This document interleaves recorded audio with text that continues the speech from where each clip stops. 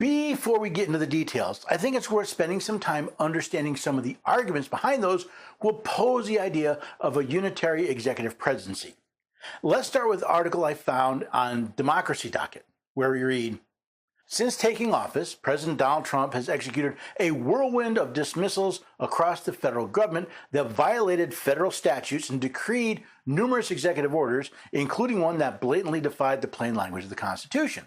Behind the seemingly scattershot opening acts of this second administration, legal analysts see a common goal: to test a once fringe legal theory which asserts that the president has unlimited power to control the actions of the 4 million people who make up the executive branch. First of all, the very idea that the executive branch has over 4 million employees should disturb all of us. How did the federal government, endowed with limited and enumerated powers by the Constitution, grow so large as to need such a workforce in a single branch?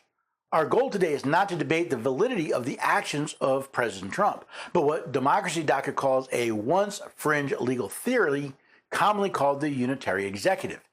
This so-called fringe theory comes directly from Article 2 of the Constitution. The executive power shall be vested in a President of the United States of America. Now, I'm sure you were taught in school that the federal government is made up of 3 co-equal branches, but that's not exactly correct. You see, the Constitution states, all legislative powers herein granted shall be vested in a Congress of the United States.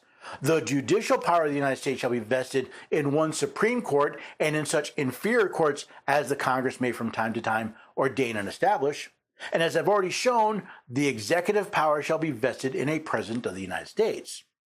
In other words, the Constitution not only created what we now consider the heads of the legislative, executive, and judicial branches of government, but vested those heads with their power. These branches of government are there to support and assist the entities created by the Constitution.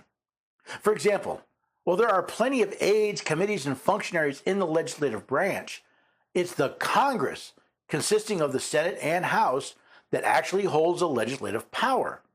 Similarly, while the judicial branch includes all of the clerks and aides, the judicial power is vested solely in the courts.